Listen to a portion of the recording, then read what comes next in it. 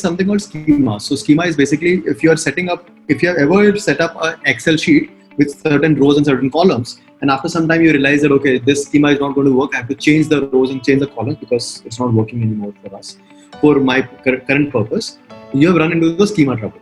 So MongoDB allows you to create, to have individual rows with as many columns as you want without influencing. So in a typical Excel sheet, if you add more columns, but only a couple of rows will have cells or values corresponding to those columns. So you have made 1,000 rows, but only two rows have data corresponding to those columns. That's a wasteful design, right? There are a lot of cells which are empty. So in MySQL, you will have this kind of a storage. You have an Excel sheet of sorts which has account number, first name, last name, account type, branch, and with values inserted. This is how MySQL stores the data. While MongoDB stores the data like this in a JSON type fashion.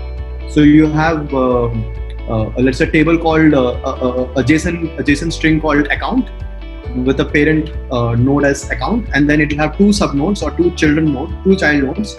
One node will have account number this, and another with account number something else. And this makes it very easy and very fast to actually have different amount of key value pairs for different accounts.